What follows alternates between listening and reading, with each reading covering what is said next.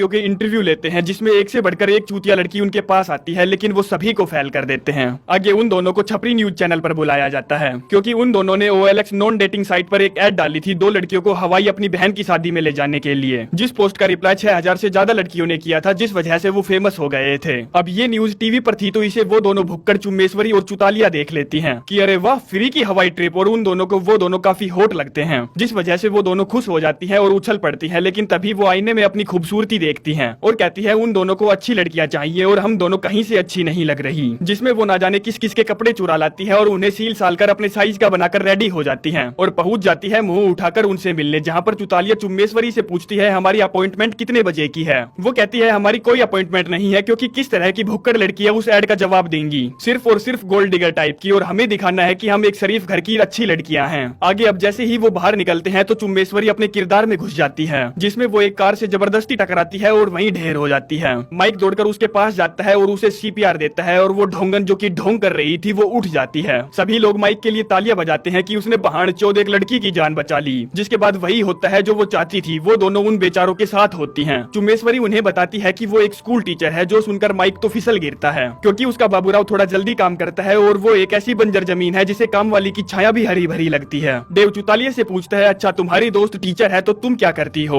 वो कहती है मैं शेयर मार्केट में डेड फंड संभालती हूँ। वो पूछता है ये बहानचोद डेड फंड क्या होता है। वो कहती है डेड फंड होता है जिसे हम मार ही डालते हैं। जो सुनकर वो दोनों भाई आपस में कहते हैं बहानचोद ये दोनों लड़कियां कितनी स्मार्ट है और इज्जतदार भी लगती हैं। चुतालिया देव से पूछती है तुम क्या करते हो। वो कहता है मैं दारू बेचता हूँ अपने भाई के साथ, और उससे पूछता है क्या तुम्हारा कोई बॉयफ्रेंड है। वो कहती है नहीं, मेरा बॉयफ्रेंड तो कब का मर गया मादरचोद। आगे वो बाहर एक दुकान पर फास्ट फूड खाते हैं, जहाँ पर वो दोनों अपनी सेक्सी अदाएं उन पर फेंक रही थी, और ये दोनों भाई सोच रहे थे डगमगाई नाव रे, कैसे देगी भाव रे, भाव दे तो हम कर दे पिछवाड़ा उनका लाल रे। और उनसे पूछते हैं क्या तुम दोनों हमारे साथ हवाई चलोगी हमारी बहन की शादी में, जिस पर वो दोनों नोटंकी करती है कुछ फुसफुसाने की, ताकि उन दोनों लल्लुओं को लगे कि वो दोनों अपने डिसीजन ले रही है। जिसके बाद वो कहती है चलो हवाई चले। बस फिर क्या था, अगले दिन हवाई जहाज उड़ पड़ती है हवाई के लिए, और वो चारों पहुंच जाते हैं उस होटल में जहाँ पर डेस्टिनेशन वेडिंग होनी थी। चुम्मेश्वरी फलों की टोकरी के पास पहुंचती है और चुतालिया से कहती है माँ कसम ये जगह मस्त है। चुतालिया अपनी छोटी छोटी चूचियों में से कुछ छोटी छोटी गोलियां निकालती है और कहती है ये जगह अब और भी मस्त होने वाली है। चुम्मेश्वरी कहती है याद रखना हम शरीफ और इज्जतदार लड़कियां हैं, और वहीं पर रखे सेब संतरों को चुराकर अपने बैग में डालने लगती है। हम उन दोनों भाइयों को देखते हैं, जिसमें माइक जिसका बाबूराव चटकी में काम करता है वो कहता है भाई देखो तो सही मेरी वाली टीचर की क्या मस्त गाइंड है। अब चुम्मेश्वरी को पता था कि उसका माइक उस पर लट्टू है और उसे बजाना चाहता है, इसीलिए वो चुतालिया से कहती है मेरे वाले की तो मुंह से लार टपक रही है, पर मैं उस चोमू को अपने पास भटकने भी नहीं दूंगी। वो सोचता है वो मुझे अपने साथ लाया है तो मैं उसका बिस्तर गर्म करूंगी, लेकिन मैं साले को इतना तड़पाऊंगी कि वो अपनी तड़प मिटाने के लिए अपनी मुट्ठ मारेगा। जिसके बाद वो चारों फटाफट नहा धोकर रेडी होकर पार्टी में पहुंचते हैं, जिनको देखकर वहां पर खड़े सभी लोगों की गाइंड में आग लग जाती है, क्योंकि माइक और डेव अपने साथ 2 पटाखा लड़कियों को लेकर आए थे। वो दोनों अपनी बहन सुई धागा से मिलते हैं और उन दोनों को अपनी बहन से मिलवाते हैं, जिसको वो दोनों लड़कियां बहुत ज्यादा पसंद आती है। आगे वो दोनों उन दोनों को अपनी मोम डैड से मिलवाते हैं और उन दोनों को भी वो लड़कियां बहुत पसंद आती है। रात में वो दोनों अपने रूम में होती है, जहाँ पर वो भुक्कड़ गधों की तरह ठूस ठूस कर खा रही थी और गांजा फूक रही थी और नीली फिल्म देखने का प्लान बना रही थी। लेकिन तभी इतने में वहाँ पर माइक पहुंच जाता है, जो कि चुम्मेश्वरी से कहता है हम दोनों को साथ में बैठकर पिक्चर देखनी चाहिए या हमें खुद की पिक्चर बनानी चाहिए। अंदर से चुतालिया चुम्मेश्वरी से बोलती है तुमने इस नीली फिल्म का नाम देखा, पड़ोसी का कड़क माल। कड़क मतलब लकड़ी जितना कड़क या लोहे का सरिया जितना कड़क। माइक पूछता है क्या कड़क। तभी वो बात संभालते हुए कहती है वो नींद में बड़बड़ा रही है बेवली गैंड, जिस पर वो फिर से बोलती है इसके बाबूराव का साइज तो देखो, ये इसका है या गधे का। तुम जल्दी से अंदर आ जाओ नहीं तो मैं खुद ही शुरू हो जाऊंगी। माइक कहता है मुझे ऐसा लग रहा है कि तुम नीली फिल्में देख रहे हो। वो कहती है नहीं नहीं नहीं नहीं नहीं। जिसके बाद वो उसे एक तगड़ी वाली गोली देती है, कहती है मैं अपने स्कूल के बच्चों का रिपोर्ट कार्ड तैयार कर रही हूँ, और दरवाजा उसके मुंह पर मारकर चली जाती है। अगले दिन सभी कुछ एडवेंचर करने के लिए जुरासिक वर्ल्ड जाते हैं, जहाँ पर वो सभी ATV बाइक चलाते हैं और सभी बहुत ज्यादा खुश हैं। लेकिन होता यह है कि सुई धागा और काला जिराफ दूसरी जगह पहुंच जाते हैं, और वहां तक पहुंचने के लिए उन चारों को एक खड्डे को और एक रैंप को पार करना पड़ेगा। जिस पर माइक कहता है ये जगह बहुत खतरनाक है, हमें घूम कर जाना पड़ेगा। चुतालिया कहती है हाँ तुम बिल्कुल सही कह रहे हो, पर तुम नहीं जानते कि मैं खतरों की खिलाड़न हूँ।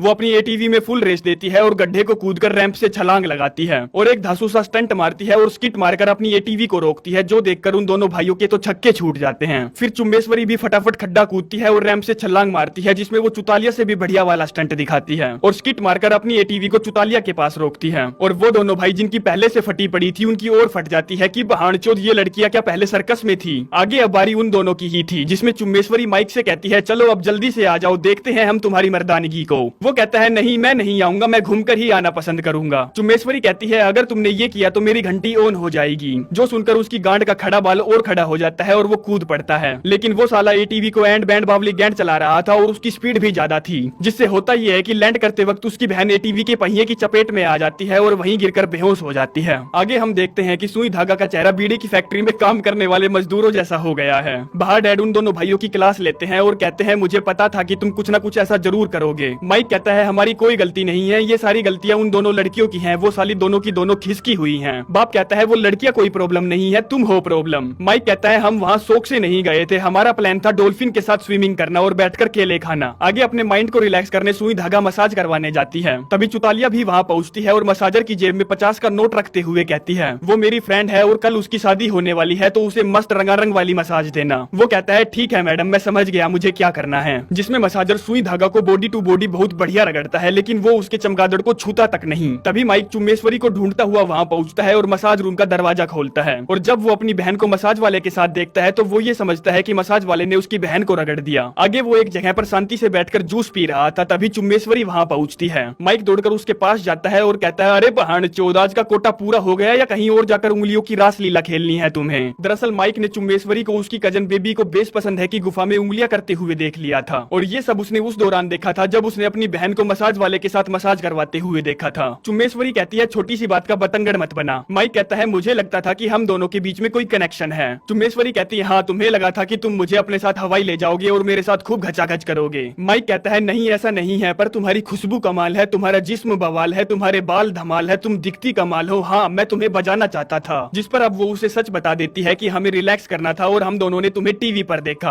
और हाँ मैं कोई टीचर वगैरह भी नहीं हूँ। अब माइक जिसकी ये सब सुनकर फट चुकी थी वो पूछता है फिर वो झकोई नाम का बच्चा जिसे तुम पढ़ाती हो उसका क्या? वो कहती है उस नाम का कोई भी नहीं है, हालांकि मेरा झकोई नाम का एक बॉयफ्रेंड जरूर था जिसका घोड़े से कम भी नहीं था। माइक जिसका दिल टूट चुका है वो कहता है मुझे लगा था कि तुम क्रिस वाली प्रियंका चोपड़ा हो, पर तुम तो 7 खून माफ वाली प्रियंका चोपड़ा निकली और सड़ी सी शकल बनाकर वहाँ से चला जाता है। और चुम्बेश्वरी को भी एहसास होता है कि उसने कितनी बड़ी गलती कर दी। हम चुतालिया और डेव को देखते हैं जो कि पार्टी की जगह से थोड़ा सा दूर आ गए थे, जहाँ वो उससे कहती है कि मैं थोड़ा सा अजीब बिहेव कर रही हूँ और ये सब मेरे एक्स बॉयफ्रेंड की वजह से है। डेव कहता है वही ना जो प्लेन क्रैश में मर गया था। वो कहती है नहीं उसे ऐसा कुछ भी नहीं हुआ था, मैंने झूठ बोला था। जिस पर वो उसे अपनी शादी की वीडियो दिखाती है कि किस तरह से उसका बॉयफ्रेंड उसे शादी के मंडप से इनकार करके चला गया। जो देख और सुनकर डेव कहता है इससे अच्छा तो वो गंडमरी का प्लेन क्रैश में ही मर जाता और पूछता है तुमने ये सब मुझे पहले क्यों नहीं बताया? वो कहती है मैंने सोचा कि कहीं तुम मुझे सेकंड हैंड ना सोचो। डेव कहता है नहीं मैं ऐसा कभी नहीं सोचता। वो कहती है तुम कितने अच्छे हो। डेव कहता है क्योंकि तुम भी अच्छी हो। जिसके बाद वो उसके कंधे पर सर रखती है जिससे हमें पता चलता है कि वो दोनों प्यार में हैं। तभी दूर से माइक डेव को अपने पास बुलाता है कुछ जरूरी बात करने के लिए और उससे कहता है भाई एक लाइन क्रॉस हो चुकी है, उन लड़कियों को यहाँ से जाना होगा क्योंकि उन लड़कियों ने हमारे साथ खिलवाड़ किया है ताकि वो फ्री में हवाई घूम सके। डेव कहता है फिर क्या हुआ, उन्होंने झूठ कहा है तो?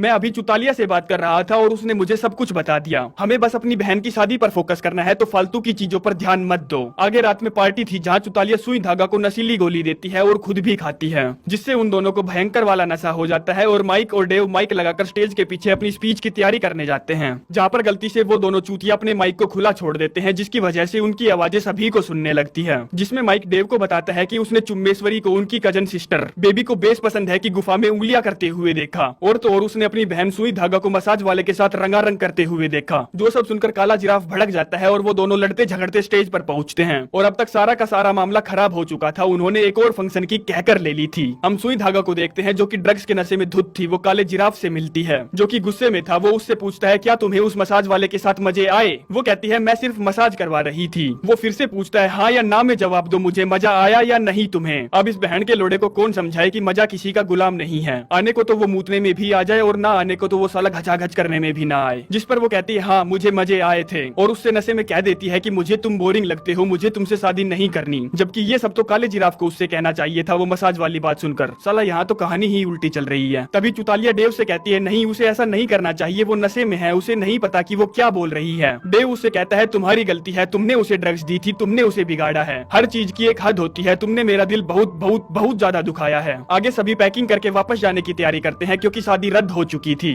लेकिन तभी चुम्बेश्वरी और चुतालिया फैसला करती है कि वो शादी टूटने नहीं देंगी और माइक और डेव भी फैसला करते हैं कि वो अपनी बहना की शादी कराकर ही रहेंगे। जिसमें वो चारों दौड़ते हुए काले जिराफ और सुई धागा के रूम में पहुंचते हैं और कहते हैं हमारी हमारी गलती है, हमारी गलती है, हमारी गलती है, हमारी गलती है। कालिया को गुस्सा आ जाता है, वो कहता है बहान के लोड़ो अपना मुंह बंद करो, तुम्हारी वजह से मेरे सर में दर्द हो रहा है। और वो सुई धागा से कहता है तुमने कहा था ना कि मैं बोरिंग हूँ, तो ये देखो ये रही हॉट एयर बैलून की टिकटें जहाँ तुम जाना चाहती थी। मैंने तुम्हारे लिए ये सरप्राइज रखा था पर इन गधों की वजह से ये स्पॉइल हो गया। सुई धागा उससे सॉरी बोलती है और कहती है यकीन मानो उस मसाज वाले ने मेरी तिजोरी को हाथ तक नहीं लगाया। जिसके बाद वो दोनों किस करते हैं और तुरंत ही शादी करने का फैसला करते हैं। लेकिन वेंडर ने शादी कैंसिल कर दी थी और होटल उन्हें अब यहाँ पर शादी करने की इजाजत नहीं देता। जिसके बाद देव और चुतालिया एक ट्रक वाले के पास पहुंचते हैं और कहते हैं हमें तुम्हारा ये भोजनालय वाला ट्रक चाहिए, 100 लोगों को खाना खिलाना है। माइक और चुम्बेश्वरी होटल वाले के पास पहुंचते हैं और कहते हैं हमें यहाँ पर शादी करने दो। लेकिन होटल वाले उन्हें मना कर देते हैं क्योंकि सारे अरेंजमेंट कैंसिल हो चुके थे। माइक कहता है तुम हमें शादी तब भी नहीं करने दोगे जब मैं कहूँ कि मैं अगले 5 सालों तक तुम्हें होलसेल रेट पर दारू दूंगा। होटल वाला कहता है डील डन हुई, तुम शादी कर सकते हो। जिसके बाद फटाफट शादी के सारे अरेंजमेंट किए जाते हैं और उन दोनों की फटाफट शादी करवाई जाती है। माइक खाने की डिश देखता है जो कि साली दिल की शेप में थी और काफी अच्छी लग रही थी। जिस पर वो चुम्बेश्वरी से कहता है इतने अच्छे आइडिया तुम सोच कैसे लेती हो। वो कहती है मैं अपनी पिछली जॉब में सिर्फ सोचती ही तो रहती थी।